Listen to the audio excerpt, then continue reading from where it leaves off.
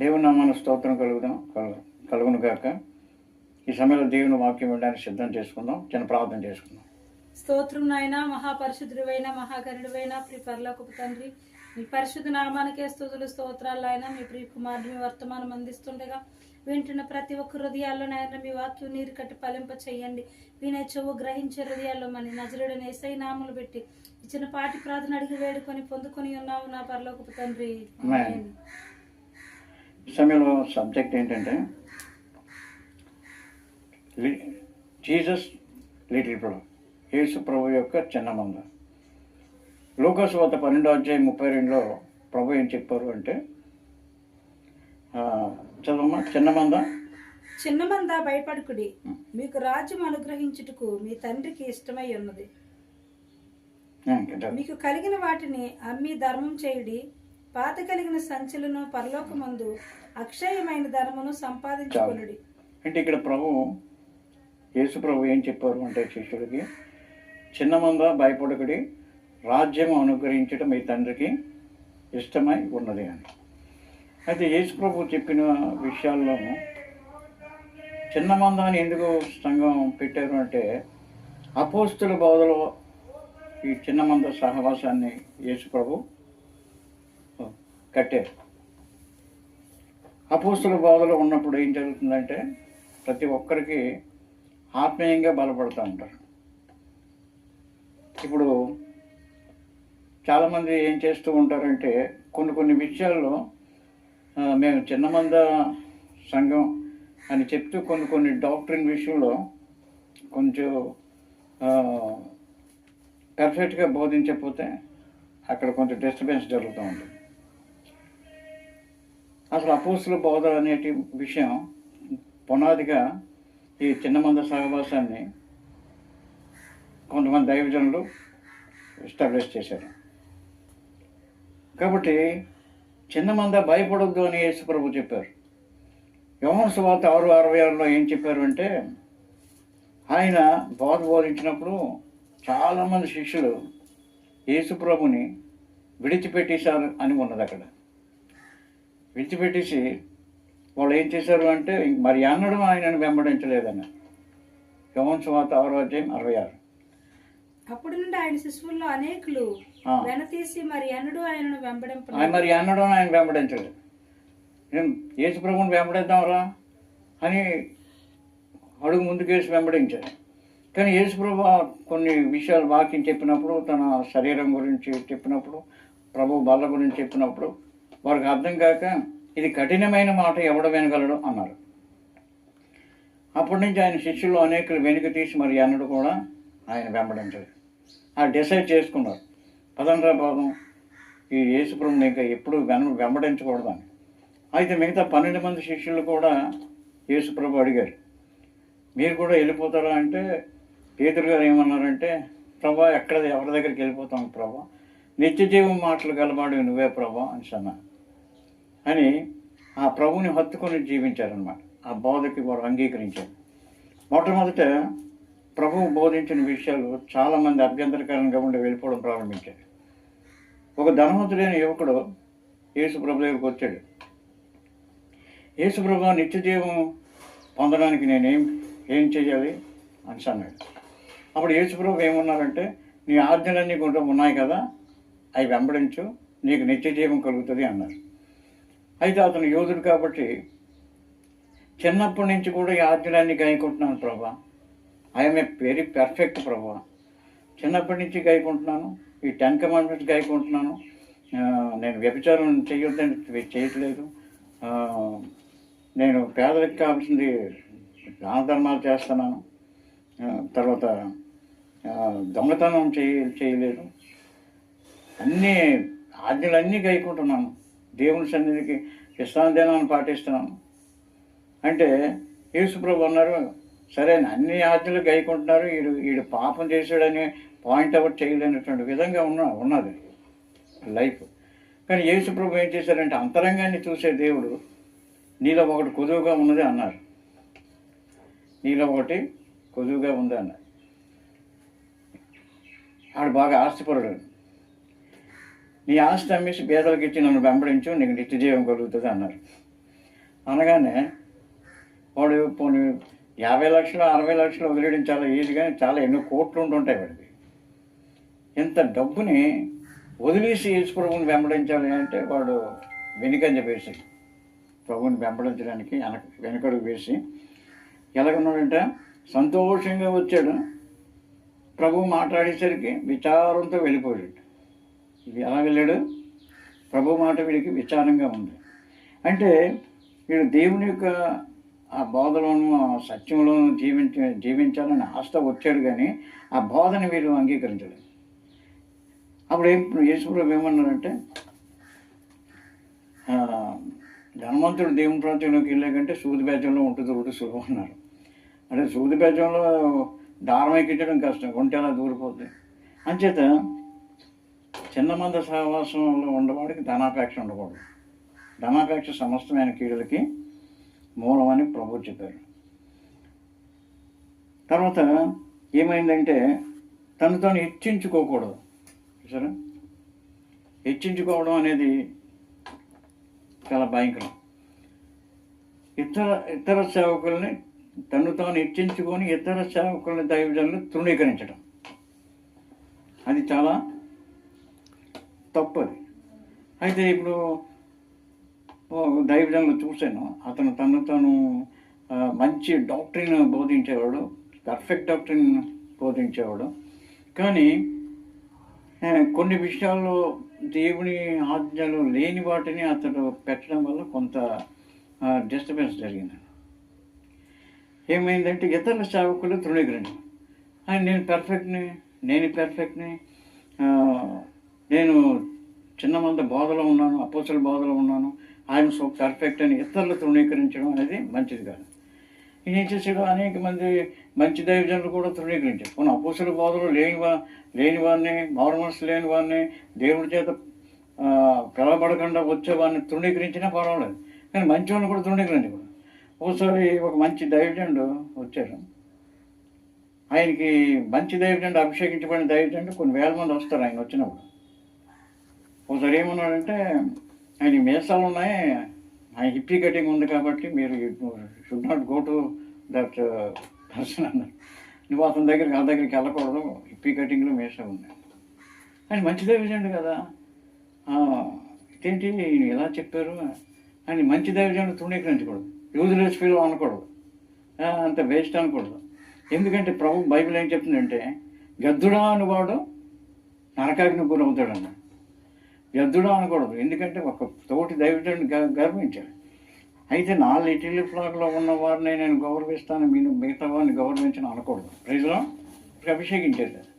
ఒకసారి పాస్ వాయిస్లో ఉన్న పాట ఏంటి, దేవుడు మా పాపని అభిషేకించారు ప్రవక్తగా, అనేక సంఘాలు దేవుడు వాడుకుంటున్నారు అంటే అతను తృణీకరణ ముఖంతో చూశాడు. అలా చూడకూడదు, ఎందుకంటే నేనే పర్ఫెక్ట్, నేనే నిజమైన దైవజనుడిని, మిగతా వాళ్ళు ఎవరు కూడా కాదు, ఇంకొకరు నా పిల్లలు కాకుండా ఇంకొకరి పిల్లల్ని దేవుడు వాడుకునే అనేటటువంటి దృక్పథం ఉండకూడదు. అప్పుడు ఏం జరిగిందంటే తృణీకర భావంతో చూడటం అనేది చాలా మంచిది కాదు. వీళ్ళు వ్యర్థులు, నేను ఒక్కడిని ఓన్లీ పర్ఫెక్ట్, వీళ్ళందరూ దైవజనులు కాదు. అవి మేసాలు ఉన్నాయి కాబట్టి దైవజనుడు కాదు, వీళ్ళు ఇంకొక శాఖ ఉన్నారు కాబట్టి, అంటే నా పేరు గల సంఘం పేరు పెట్టలేదు కాబట్టి వీడు దైవజనుడు కాదు అని ఇలా తృణీకరించడం వల్ల ఏమవుతుందంటే, మిమ్మల్ని తృణీకరించేవాడు నన్ను తృణీకరిస్తాడు, నన్ను తృణీకరించేవాడు పరలోక తండ్రిని తృణీకరిస్తాడని యేసు ప్రభువు చెప్పారు. మంచి దైవజనులు కూడా నా శాఖ పేరు లేదు కాబట్టి, నా లిటిల్ ఫ్లాగ్ పేరు లేదు కాబట్టి వీడు దైవజనుడు కాదు, వీడు యూజ్లెస్ ఫెలో అని తృణీకరించడం అనేది చాలా భయంకరమైన పాపం. చాలామంది అలా తృణీకరించి పడిపోయారు కూడా. ఇంకో దైవజనుడిని పేరు పెట్టి చిన్న వాటిని చూపించి ఈ దైవజనులు కాదు అనడం చాలా తప్పు. ఒక మనిషిని దేవుడు ఎక్కడి నుంచో పిలుచుకుంటారు. పాలు యాంగిచ్చే కానీ కొరియాలో వాడుకోలేదా? అతను మన చిన్నమంద సంఘం పేరు కాదు కదా, అందరి భాషలు బలంగా వాడుకున్నారు కదా, లక్షలాది మంది యాంగిచ్చో రక్షించబడ్డారు. అలాగే అనేక మంది దైవజనులు, విశాఖపట్నంలో కూడా చాలామంది దైవజనులు ఉన్నారు. వాళ్ళు లిటిల్ ఫ్లాగ్ సంఘం సంబంధం కాకపోయినా సరే దేవుడు బలంగా వాడుకుంటున్నారు. అంచేత ఎవరైతే బలంగా వాడుకుంటారో వాళ్ళు గణపరచాలి, మర్యాద ఇవ్వాలి, రెస్పెక్ట్ ఇవ్వాలి. అలా కాకుండా సపరేషన్ అనుకుని మంచోళ్ళని కూడా తృణీకరించకూడదు. ఒక 10 సంవత్సరాలు 12 సంవత్సరాల క్రితం బ్రదర్ సేవకు వచ్చినప్పుడు అలాగ పత్రికలు పంచుతూ వెళ్ళిపోతుంటే ఒక లిటిల్ పాస్ గారు, అతను అప్పటికే 30 సంవత్సరాల నుంచి సేవ చేస్తాడు, చాలా రోజుల నుంచి సేవ చేస్తున్నాడు, సంవత్సరాల నుంచి. అయితే అక్కడ ఆయన నుంచి మా బ్రదర్ నేను సేవ చేస్తానంటే అతను పెద్దగా రెస్పాండ్ అవ్వలేదు. సేవ కూడా చేస్తున్నానంటే ఇతను తెలిసినటువంటి అబ్బాయి కాబట్టి ఏం చేయాలి? బాబు ఎంత గొప్ప విషయం బాబు, నువ్వు సేవ చేస్తున్నావంటే, దేవుని సేవ అంటే ఆర్డినరీ కాదు, గొప్ప విషయం కదా. దేవుని సేవకి సమర్పించుకునేవాడు దొడ్డ పదవిని అపేక్షిస్తున్నాడు అన్నాడు. అంటే అత్యున్నతమైనటువంటి ఫీలిప్, చాలా వాల్యుబుల్ కాలింగ్ కదా. ఆయన కొంచెం మంచినీళ్ళు ఇచ్చి మరీ వచ్చేసి డబ్బులు లేకపోయి అక్కర్లేదు కానీ మరీ వచ్చేసి, బాబు నీకు ఇలా ఇంకా కొన్ని విషయాలు నీకు తెలిసినవి, సీనియర్ కాబట్టి నీ విషయాలు కొన్ని తెలిసి నీకు బోధించి ఆయన గణపరిచి ఇచ్చేయాలి. అలా కాకుండా ఏదో ఆనందం తాగినట్టు మొఖం పెట్టి తృణీకరగా భావంతో చూశాడు. అప్పటికే అతను 20 సంవత్సరాలు సేవ చేస్తున్నాడు. ఈ అబ్బాయి 12 సంవత్సరాలు సేవ చేస్తున్నాడు. తీరం తృణీకర భావంతో చూశాడు. ఎగతాళిగా కొంచెం నవ్వడం, హీడైన సేవకుడు మీసాలు ఉన్నాయి నవ్వడం, ఇలాంటివి. ఆ తీరం చూసేసరికి 10 సంవత్సరాలు ఇతని కంటే 3 రెట్లు అభివృద్ధి చెప్పి వెళ్ళిపోయింది ఆయన సేవ, ఆ కుర్రోడి సేవ.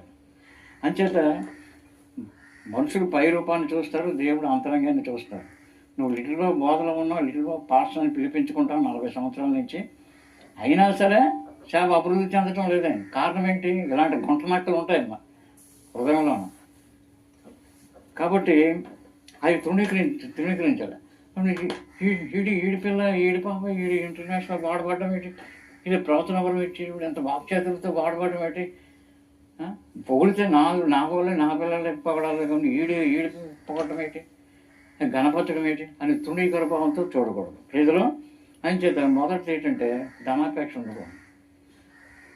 ప్రజలు రెండు తర్వాత చిన్న మందల సహవాసంలో కొంతమందిని ట్రైనప్ చేసేవాడు, శిష్యుల ట్రైనింగ్ సెంటర్. కానీ అది లేదు కొంతమందిలో ప్రజలు. అందుకే ఇప్పుడు కొంతమంది మంచి దైవజనులు చనిపోయిన దగ్గర నుంచి ఇప్పుడు పాస్టర్లు తయారవుతుంది ఎక్కువగా. అందులో నుంచి అలా బోధిస్తున్నామంటే మరి పాస్టర్లు తయారవ్వాలి కదా, శిష్యులు తయారవ్వాలి కదా. కాబట్టి ఇక్కడ అందుకనే బోధలో ఏమో తేడా వచ్చిందో చూసుకోవాలి, మనం పరీక్షించుకోవాలి.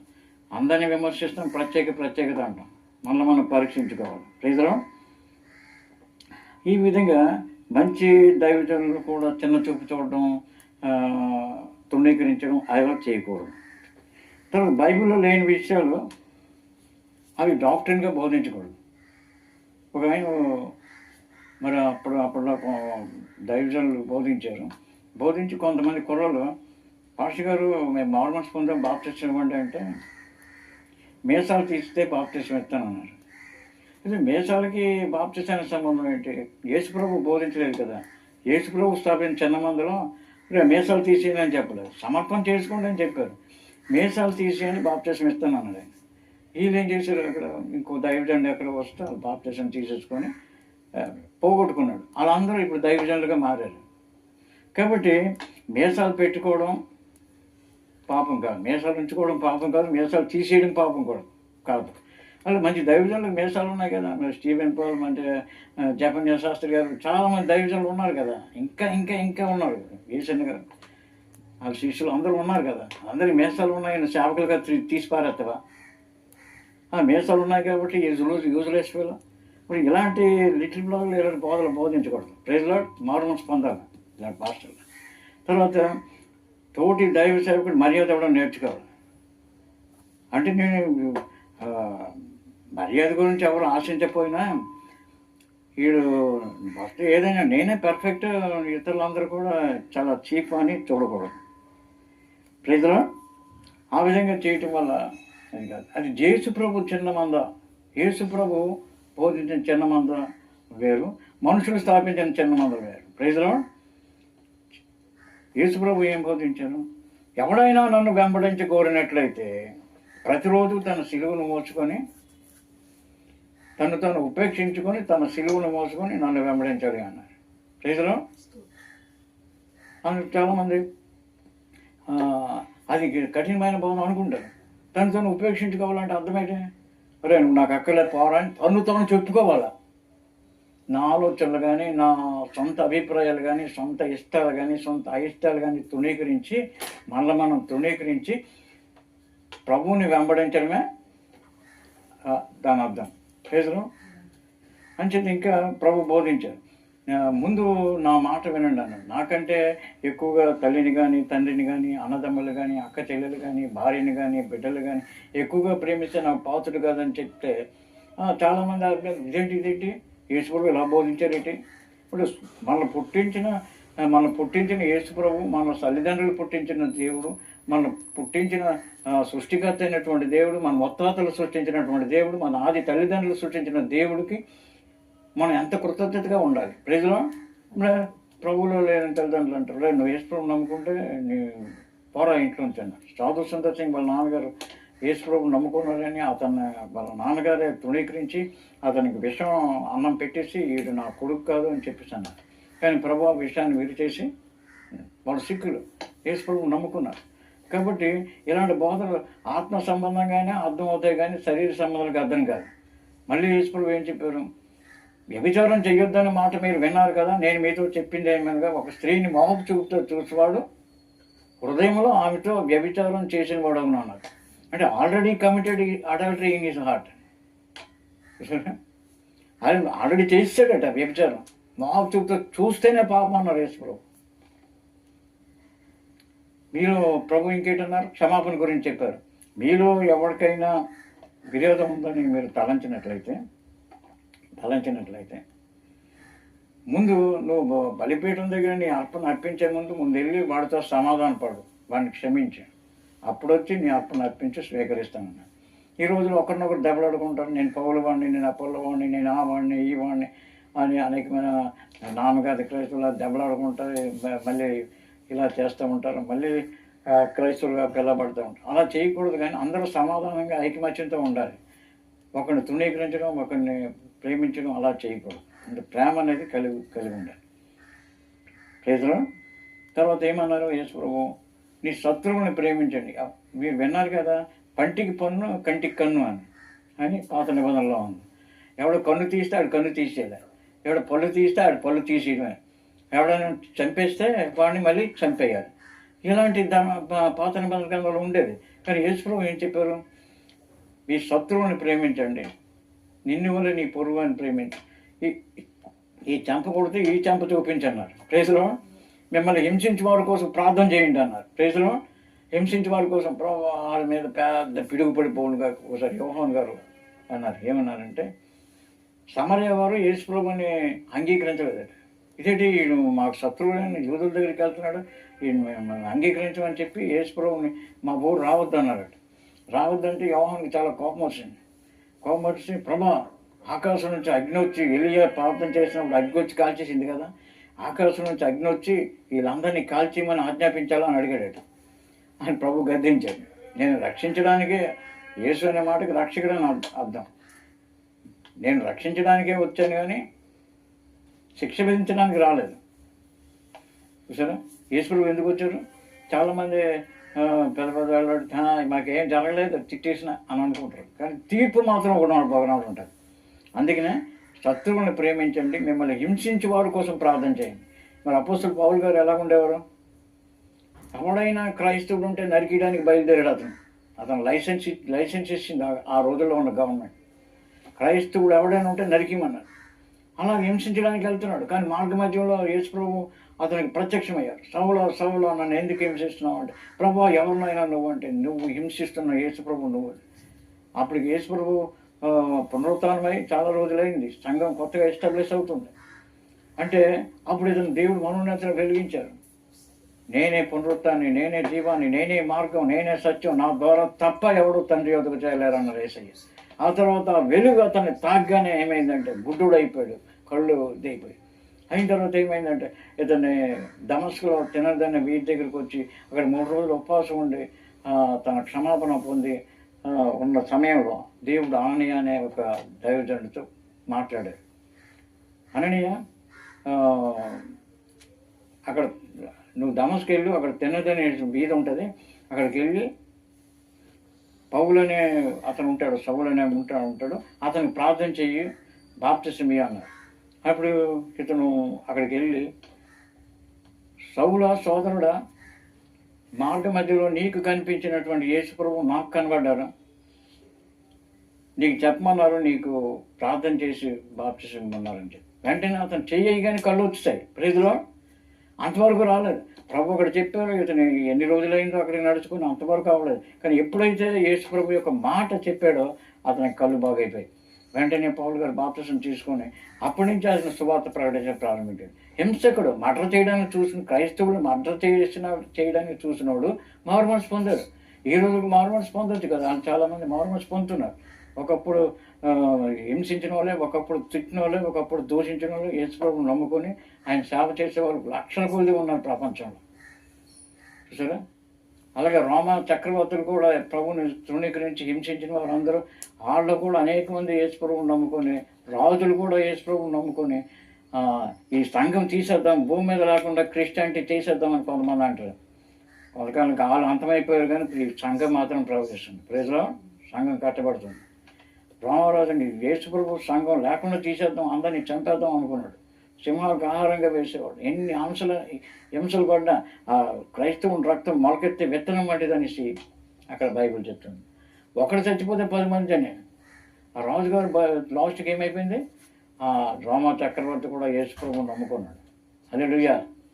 కాబట్టి ప్రభు కోసం శ్రమలు అనుభవించేవారు చిన్నమంది యొక్క సంఘం యొక్క లక్షణం.